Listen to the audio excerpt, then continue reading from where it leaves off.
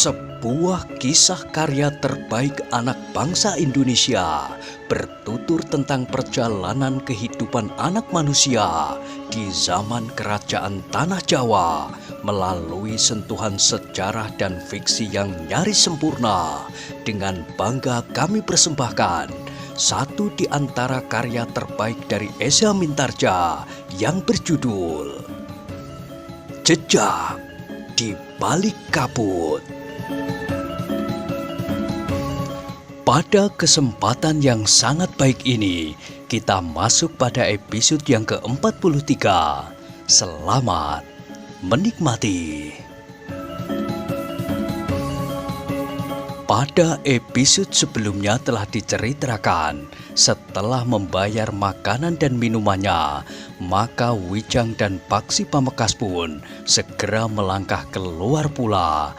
Demikian mereka keluar dari pintu kedai, maka mereka melihat perkelahian yang terjadi di depan kedai sebelah. 2 orang perempuan melawan 4 orang laki-laki yang garang. Seorang di antara mereka adalah anak Ki Demang itu. Tetapi pertempuran itu nampak tidak seimbang. 4 laki-laki yang garang itu tidak berdaya menghadapi 2 orang perempuan yang berpakaian bagus sebagaimana perempuan-perempuan dari lingkungan orang-orang berada. Wijang dan Paksi Pamekas pun menarik nafas dalam-dalam. Anak Ki Demang itu memang mendapat pelajaran, tetapi bukan sekedar saja. Ia benar-benar berada dalam kesulitan. Bersama dengan pengiringnya, ia berusaha mempertahankan diri, tetapi perempuan yang dilawannya itu mampu berkelahi dengan garangnya, jauh berbeda dengan wujudnya. Dalam pada itu beberapa orang penghuni Kademangan yang melihat anak demangnya dihajar habis-habisan menyaksikan dengan dada yang tegang. Semula mereka menganggap bahwa peristiwa itu akan sedikit memberikan peringatan kepadanya, tetapi lambat laun mereka menjadi cemas bahwa anak Ki Demang itu akan benar-benar dihancurkan oleh perempuan-perempuan yang asing bagi Kademangan itu. Karena itu, seorang di antara mereka telah berlari ke serambi samping. Sejenak kemudian, maka terdengar bunyi kentongan dengan irama titir. Suasananya pun segera berubah menjadi kacau. Pasar di depan kedai itu memang sudah menjadi sepi, tetapi orang-orang yang masih tersisa menjadi bingung. Mereka yang sedang mengamasi barang-barang dagangan mereka yang tersisa menjadi gelisah dan bahkan ketakutan. Tetapi mereka yang memiliki keberanian justru mempercepat kerja mereka. Ternyata dari sudut pasar, suara kentongan itu telah disahut pula. Seorang petugas yang menjaga ketertiban pasar telah ikut memukul kentongan dengan irama titir pula. Sementara itu, 2 orang petugas pasar yang lain yang ditunjuk oleh Ki Demang tidak dapat tinggal diam melihat kesulitan yang dialami oleh anak muda itu.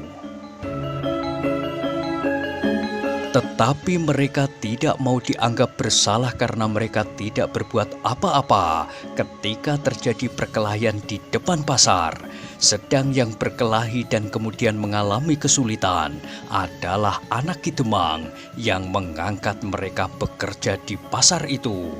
2 orang petugas keamanan di pasar itu pun segera menggabungkan diri betapapun jantung mereka bergetar sejak mereka mendekati arena. Tetapi kedua orang di pasar itu tidak berarti apa-apa bagi kedua orang perempuan yang garang itu. Seperti diduga oleh Wijang dan Paksi Pamekas, kedua orang perempuan itu adalah Nyi Melayawerdi dan Nyi Megar Permati. Anak Ki Demang itu benar-benar tidak berdaya. Darah sudah mengalir dari sela-sela bibirnya. Matanya nampak menjadi biru. Tulang-tulangnya terasa bagaikan berpatahan.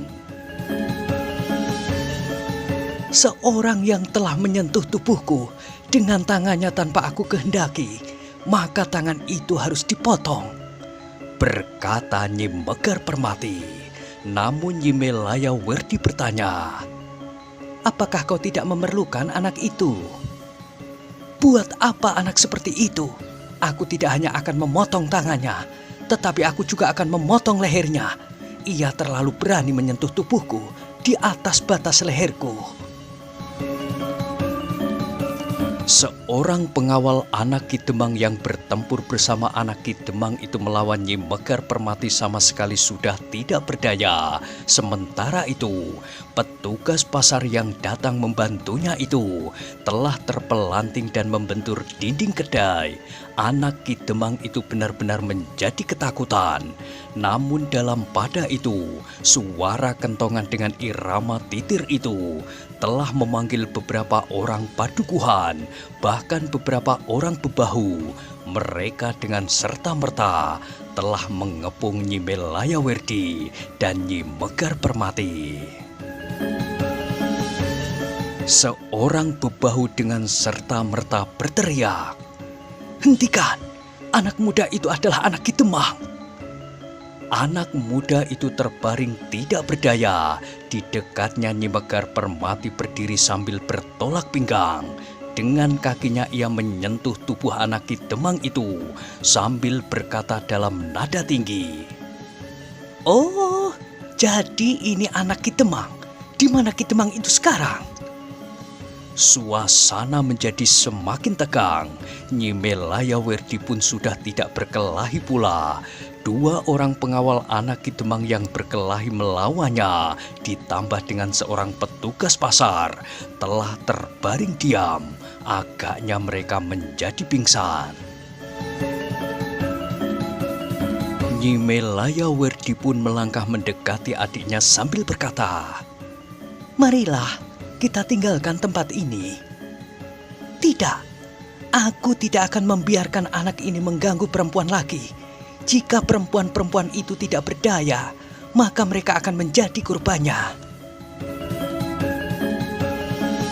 Nyi Melaya Werdi memandang beberapa orang yang datang berlari-lari dari padukuhan di sekitar pasar, bahkan dari padukuhan yang lain. Suara kentongan telah merambat dengan cepat, namun seorang bebahu telah berkata lantang, "Jangan ganggu lagi anak Ki Demang. Kau tidak melihat apa yang dilakukannya," bentak Nyi Megar Permati. "Apapun yang dilakukannya, tetapi kau tidak boleh memperlakukannya seperti itu. Jadi karena ia anak Demang, maka ia dapat berbuat sekehendak hatinya terhadap perempuan. Apakah ia juga memperlakukan perempuan-perempuan di Kademangan ini seperti itu?" Bebahu itu termangu-mangu sejenak. Sebenarnya lah, seperti orang lain di Kademangan itu, ia pun menjadi muak terhadap tingkah laku anak Ki Demang itu. Tetapi seperti orang lain pula, bebahu itu tidak berani berbuat sesuatu. Dalam pada itu selagi ketegangan menjadi semakin memuncak, terdengar derap kaki beberapa ekor kuda. Ketika orang-orang yang berkerumun itu berpaling, maka mereka telah melihat Ki Demang, Ki Jagabaya, dan dua orang bebahu mendatangi tempat itu. Orang-orang pun segera menyibak. Sejenak kemudian, keempat orang itu pun telah berloncatan dari punggung kudanya. "Apa yang terjadi?" bertanya Ki Demang, seorang yang bertubuh tinggi tegap, berdada bidang dan berkumis lebat di atas bibirnya yang tebal. Ki Jagabaya dengan serta-merta telah melangkah mendekati anak Ki Demang yang terbaring sambil mengerang kesakitan. Tetapi semua orang yang berdiri di sekitarnya terkejut bukan buatan. Di hadapan Ki Demang yang garang, perempuan yang telah menghajar anak Ki Demang itu berteriak sambil meletakkan kakinya di dada anak muda yang sudah tidak berdaya itu. "Iblis betina!" teriak Ki Demang. "Siapa kau?" "Kaukah Ki Demang itu?" bertanya Nyi Megar Permati. "Nah, Kau ternyata dapat mengenali aku. Anak itu anakku. Sikapmu itu sangat menyakitkan hatiku. Kebetulan sekali, aku dapat bertemu dengan ayah dari anak yang gila ini. Ia telah mencoba menggaguhku. Dikiranya aku perempuan jalanan yang dapat diperlakukan sekehendak hatinya. Atau anakmu memang terbiasa memperlakukan perempuan-perempuan seperti itu. Memaksakan kehendaknya, sementara jantungnya dicekam oleh nafsu. Cukup! Apakah kau sadari bahwa tingkah lakumu itu akan dapat membunuhmu?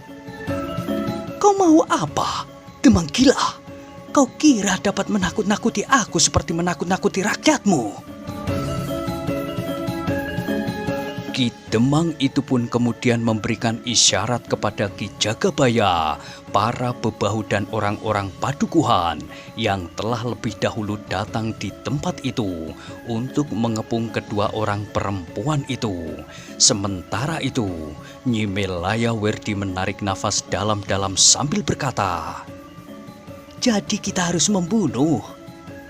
Merekalah yang menentukan apakah kita akan membunuh atau tidak." Ki Demang yang marah itu ternyata tidak sempat menilai kedua orang perempuan itu. Karena itu, maka ia pun berkata lantang, "Tangkap perempuan itu. Mereka harus mendapat hukuman atas penghinaan mereka terhadap Kademangan ini." "Bagus," teriak Nyi Megar Permati. "Aku juga menunda niatku membunuh anakmu. Biarlah ia melihat bagaimana orang-orang Kademangannya mati karena tingkah lakunya." Namun Nyi Melayawerdilah yang kemudian berkata lantang, "Kisanak, aku masih memberi kesempatan kepada kalian. Siapa yang tidak ingin mati, jangan dekati kami berdua. Sekali kami meloncat, maka kematian-kematian akan datang beruntun. Karena itu, aku minta kalian sempat membuat pertimbangan demi keselamatan kalian masing-masing." "Diam! Kau perempuan iblis!" teriak Ki Demang. "Jangan mencoba dengan licik menyelamatkan dirimu. Jangan hanya berteriak-teriak. Ayo, siapa yang akan mati lebih dahulu?" Ki Demang, Ki Jagabaya dan para bebahu pun segera berloncatan maju. Beberapa orang yang mengepung mereka pun telah bergerak pula. Meskipun ada kecemasan di hati mereka, tetapi bersama banyak orang, mereka menjadi berani. Ketakutan mereka kepada Ki Demang lebih mencekam daripada kecemasan mereka menghadapi kedua orang perempuan itu. "Apa yang dapat dilakukan oleh dua orang perempuan?" berkata orang-orang itu di dalam hatinya. Seperti yang dikatakan, Nyi Megar Permati tidak segera membunuh anak Ki Demang itu. Didorongnya anak muda itu dengan kakinya, sehingga berguling beberapa kali. Sementara itu Ki Demang telah menyerangnya dengan keris di tangannya. Sebilah keris yang ukurannya lebih besar dari keris kebanyakan. Pamornya nampak berkilat-kilat, tertimpa sinar matahari. Bersamaan dengan itu, seorang bebahu telah berlari menolong anak Ki Demang. Diangkatnya anak muda itu dan dibawanya menepi. Sedangkan beberapa orang yang lain telah membantu Ki Demang menyerang perempuan yang telah menyakiti anak Ki Demang itu. Bahkan dengan beraninya menghina Ki Demang itu sendiri. Sementara itu Ki Jagabaya dengan beberapa orang yang lain telah langsung mengepung dan menyerang Nyi Melayawerdi. Nyi Melayawerdi sengaja mengambil jarak dari adik perempuannya agar mereka dapat bertempur lebih leluasa. Nyi Melayawerdi menghadapi lawan-lawannya dengan tangkasnya. Disingkapkannya kain panjangnya. Di bawah kain panjangnya Nyi Melayawerdi mengenakan celana hitam sampai di bawah lututnya, sebagaimana Nyi Megar Permati. Namun ternyata Nyi Megar Permati nampak lebih garang dari kakak perempuannya. Kakinya berloncatan dengan cepatnya, sehingga seakan-akan tidak menyentuh tanah. Sementara itu, beberapa ujung senjata beruntun datang menyerangnya. Betapapun tinggi ilmu Nyi Megar Permati, menghadapi banyak orang tanpa senjata di tangan, telah membuatnya terdesak surut. Sementara itu, kemarahannya telah menyala sampai ke ubun-ubunnya. Ki Demang memang menjadi sangat heran melihat perempuan cantik itu. Ternyata ia berilmu sangat tinggi. Meskipun Ki Demang dan beberapa orang bebahu serta orang-orang Kademangan yang membantunya berhasil mendesak perempuan itu surut, tetapi Ki Demang menyadari bahwa perempuan itu adalah perempuan yang sangat berbahaya. Ketika kemarahan Nyi Megar Permati menjadi tidak terkendali, maka perempuan itu telah mengibaskan selendangnya. Selendangnya yang di kedua ujungnya dihiasi pernik-pernik emas dan perak. Tetapi emas dan perak itu bukan sekedar perhiasan yang membuat selendangnya menjadi sangat mahal, tetapi emas dan perak itu menjadi sangat berbahaya jika Nyi Megar Permati mempergunakan selendangnya itu sebagai senjata. Sebenarnya lah bahwa sejenak kemudian selendang Nyi Megar Permati telah mulai menyebarkan malapetaka. Seorang bebahu yang bertempur bersama Ki Demang telah terlempar dari arena, jatuh berguling di tanah. Sambil menggeliat berputar-putar, bebahu itu mengaduh kesakitan. Pundaknya telah terkoyak oleh senjata Nyi Megar Permati. Lukanya yang menganga telah mencucurkan darah yang hangat. Dalam pada itu, terdengar suara Nyi Melayawirdi yang melengking menggetarkan jantung. Ternyata kalian tidak tahu apa yang dapat terjadi atas diri kalian. Jika kalian tidak menarik diri, maka kematian demi kematian akan mencekam kalian. Jika darah di dalam tubuh ini sudah terlanjur mendidih, maka tidak akan ada jalan kembali. Hanya nama kalian sajalah yang masih akan dikenang oleh orang-orang Kademangan ini. Tetapi seorang bebahu telah berteriak marah. Menyerahlah, kalian hanya berdua. Kalian telah dikepung sehingga kalian tidak akan dapat melarikan diri.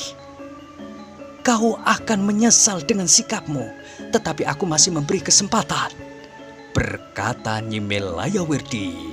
Tetapi Nyi Megar Permati justru berteriak. Tidak ada belas kasihan lagi, Kakang Bo. Beri mereka kesempatan sekali lagi jika mereka masih ingin berumur panjang.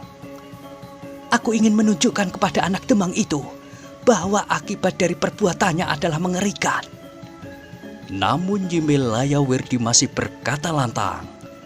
Nah, kau dengar, cepat pergi dari sini. Tetapi Ki Demang berteriak pula. Kami akan menggantung kalian di halaman Banjar Kademangan karena kalian telah menghina kami dan seisi Kademangan ini. Nyi Melayawirdi masih menyahut. Jadi kau tetap akan bertempur demi anakmu yang gila itu? Persetan dengan igauanmu. Ternyata jawaban Ki Demang itu merupakan aba-aba bagi Nyi Melayawirdi dan Nyi Megar Permati. Kesempatan yang diberikan oleh Nyi Melayawirdi itu telah disia-siakan, sehingga sejenak kemudian maka darah pun menjadi semakin banyak tertumpah. Seorang lagi di antara mereka yang bertempur melawan Nyi Megar Permati telah terlempar keluar arena. Lambungnya lah yang terkoyak. Ternyata ia tidak sempat mengadu. Ki Demang dan orang-orang yang bertempur bersamanya tidak sempat memperhatikan orang itu.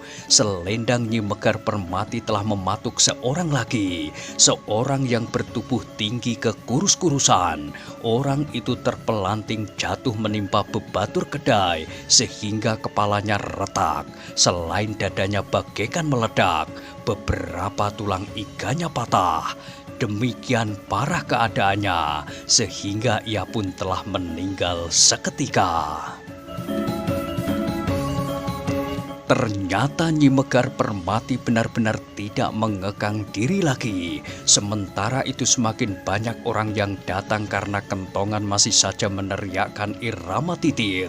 Beberapa orang laki-laki yang berani telah ikut serta mengepung kedua orang perempuan itu. Orang-orang yang semula membenci anak Ki Demang itu ternyata tersinggung juga melihat dua orang perempuan yang telah mengacaukan kademangan mereka. Namun orang-orang kademangan yang tidak mempunyai pengalaman yang luas itu menjadi sangat gelisah melihat kegarangan lawan. Nyi Melayawerdi yang telah memberikan kesempatan terakhir itu pun menjadi marah pula seperti adiknya. Maka sejenak kemudian selendangnya pun telah memungut korban. Satu-satu lawannya terlempar keluar arena. Tidak sekedar terluka, tetapi mereka telah terbunuh. Dengan demikian, maka orang-orang yang mengepung kedua orang perempuan itu mulai menjadi gentar. Hanya orang-orang yang mempunyai keberanian yang tinggi sajalah yang masih berani menyerang Nyi Melayawerdi dan Nyi Mekar Permati. Sementara itu, keduanya benar-benar telah menyebarkan maut. Akhirnya kepungan itu pun menjadi semakin longgar. Orang-orang mulai berpikir bahwa sulit bagi mereka untuk menundukkan kedua orang perempuan itu. Sementara itu, senjata Nyi Melayawerdi dan Nyi Mekar Permati bagaikan ular yang memburu dan mematuk lawannya tanpa ampun. Sikap Ki Demang pun mulai goyah. Sementara itu Nyi Mekar Permati pun berteriak, "Terakhir, aku akan membunuh anak Demang Edan ini dengan caraku. Tetapi jika ayahnya ingin ikut mati, aku sama sekali tidak berkeberatan. Kademangan ini akan segera mendapat seorang Demang baru yang lebih baik, yang anaknya tidak gila seperti anak muda itu." Ki Demang memang menjadi sangat cemas, tetapi ia tidak akan membiarkan anaknya dibunuh. Karena itu, selagi masih banyak orang yang memiliki sisa-sisa keberanian, Ki Demang itu pun berteriak, "Bawa anak itu pergi!" Dua orang bebahu telah berusaha mengangkat anak Ki Demang yang sudah tidak berdaya itu, dibantu oleh beberapa orang. Tetapi langkah mereka terhenti. Nyi Mekar Permati telah meloncat menembus kepungan dengan melemparkan dua orang di antara mereka yang mencoba untuk menghalanginya. "Jangan bawa pergi anak itu, aku memerlukannya. Ia akan mati seperti orang-orang yang mencoba membelanya, termasuk ayahnya. Letakkan anak itu." Orang-orang yang mengangkat anak Ki Demang itu mencoba berlari, tetapi selendang Nyi Mekar Permati telah mematuk dua orang di antara mereka di punggung, sehingga tulang punggung mereka serasa berpatahan. Sementara itu, orang-orang lain tidak mampu mencegahnya, apalagi kemudian selendang itu telah berputaran melindungi tubuh Nyi Mekar Permati dari ujung senjata di seputarnya. Seorang yang mencoba melemparkan tombaknya ternyata runtuh oleh sentuhan selendang itu sebelum sempat melukai kulitnya. Dalam pada itu Wijang dan Paksi Pamekasan memperhatikan pertempuran itu dengan jantung yang berdebaran. Semula ia bergeser menjauh dan bahkan berusaha bersembunyi di balik pepohonan. Tetapi ketika mereka melihat Nyi Melayawerdi dan Nyi Mekar Permati menyebar kematian dengan semena-mena, jantung mereka pun berdentang semakin cepat. Meskipun mereka sudah mengira bahwa malapetaka bakal terjadi atas anak Ki Demang itu, tetapi yang terjadi itu ternyata jauh lebih mengerikan lagi. Apalagi Nyi Mekar Permati masih juga berniat untuk membunuh anak Ki Demang itu dengan caranya. Pelajaran itu sudah lebih dari cukup, berkata Wijang di luar sadarnya. Paksi Pamekasan yang berdiri di dekatnya berdesis. Tingkah laku mereka sudah keterlaluan. Kita harus menghentikannya. Keduanya akan menyebarkan kematian jauh lebih banyak lagi. Justru mereka yang tidak bersalah. Orang-orang itu berdiri di antara mulut buaya dan mulut harimau. Jika mereka tidak mau membantu Ki Demang, maka nasib mereka pun akan dapat menjadi sangat buruk, bahkan bersama keluarga mereka. Apa yang kita akan lakukan? Apa boleh buat? Kita tidak dapat bersembunyi terus sementara kedua orang perempuan itu membunuh tanpa kendali. Paksi Pamekasan mengangguk-angguk meskipun masih ada sedikit keraguan apakah ia mampu menghadapi perempuan-perempuan garang itu. Namun akhirnya ia telah membulatkan tekadnya. Ia tidak dapat berdiam diri melihat pembunuhan yang semena-mena.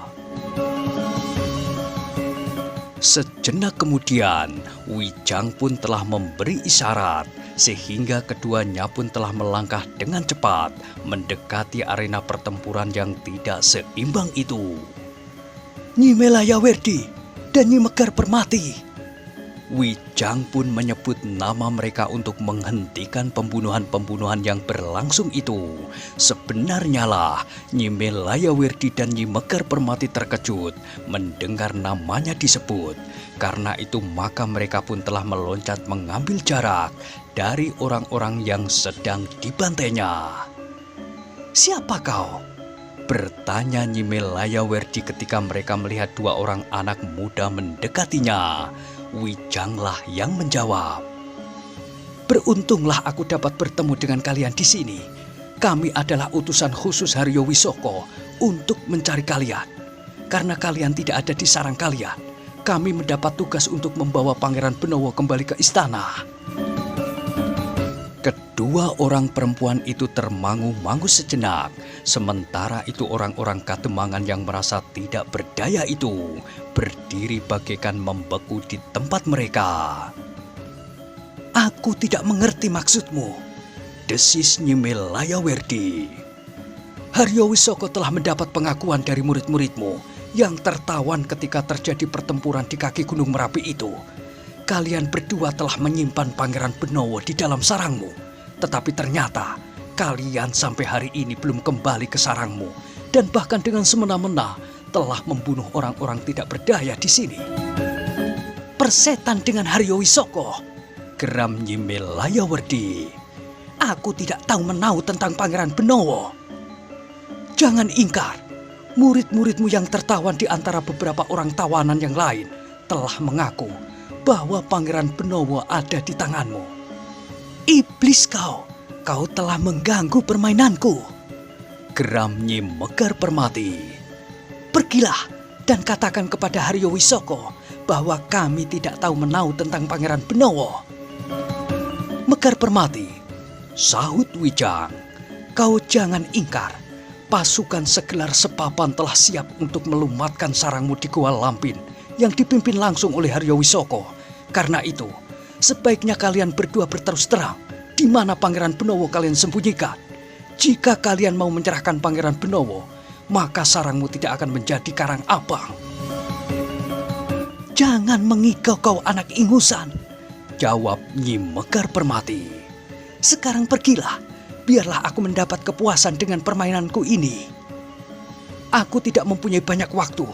Jika kau tidak segera kembali, maka aku akan mendapat hukuman dari Haryo Wisoko. Tetapi lebih buruk dari itu, Gua Lampin akan lenyap untuk selama-lamanya. Cukup, bentak Nyi Melayawerdi. Sebenarnya sayang sekali untuk membunuh kalian berdua. Tetapi jika kalian berdua tidak mau kami jinakkan, maka kalian akan kami bunuh bersama dengan orang-orang Kademangan ini. Wijang pun sempat berdesis perlahan. Hati-hatilah terhadap matanya Paksi. Ya, sahut Paksi Pamekasan singkat. Ia sadar sepenuhnya bahwa kedua perempuan itu memiliki kekuatan sihir yang dapat mencekam penalaran seseorang sehingga seseorang akan kehilangan kepribadiannya. Dalam pada itu, Ki Demang, para bebahu dan orang Kademangan itu kembali berpengharapan. Kedua orang anak muda itu nampaknya telah mengenal kedua orang perempuan yang garang dan menakutkan itu. Jika mereka bukan orang-orang berilmu, maka mereka tidak akan berani menantang kedua orang perempuan itu. Wijang dan Paksi Pamekasan pun melangkah semakin dekat. Dengan lantang Wijang pun berkata, "Melayawerdi, kau tidak mempunyai pilihan lain. Serahkan Pangeran Benowo kepada kami." "Anak-anak setan, apakah kalian sadari apa yang sedang kalian lakukan? Mungkin Haryo Wisoko memberikan perintah itu kepadamu tanpa menjelaskan siapakah kami berdua. Kami mengetahui kalian berdua dengan sebaik-baiknya. Kami pun sudah melihat apa yang kalian lakukan terhadap orang-orang Kademangan ini. Justru karena itu, maka kami telah dengan tergesa-gesa menemui kalian. Jika demikian, baiklah, kami akan berurusan dahulu dengan kalian berdua. Baru kemudian kami akan menyelesaikan permainan kami," berkata Nyi Melayawerdi. Sedangkan Nyi Mekar Permati pun kemudian berkata kepada Ki Demang, "Ki Demang, jangan mencoba membawa anakmu pergi selama aku mengurus kedua orang anak yang keras kepala ini. Jika kau bawa anakmu pergi, maka nanti aku akan mencarinya. Kademanganmu akan menjadi rusak. Aku akan membakar banyak rumah dan membunuh banyak orang, termasuk perempuan dan anak-anak. Kaulah yang harus bertanggung jawab terhadap kematian dan kerusakan atas Kademangan itu." Jantung Ki Demang berdetak semakin cepat. Ia tidak tahu apa yang sebaiknya harus dilakukannya. Sementara itu, orang-orang yang mengangkat anaknya telah meletakkannya kembali di tanah. Sejak dua orang di antara mereka terpelanting jatuh karena punggungnya telah dipatuk oleh senjata Nyi Mekar Permati. Sementara itu Wijang dan Paksi Pamekasan pun telah mengambil jarak. Meskipun Nyi Mekar Permati lebih garang dari Nyi Melayawerdi, tetapi Wijang meyakini bahwa Nyi Melayawerdi mempunyai ilmu yang lebih matang. Karena itu, maka Wijang pun telah menempatkan dirinya untuk menghadapi Nyi Melayawerdi. Nah, bagaimanakah kisah selanjutnya? Silahkan ikuti terus kisah Jejak di Balik Kabut pada episode berikutnya. Sampai jumpa.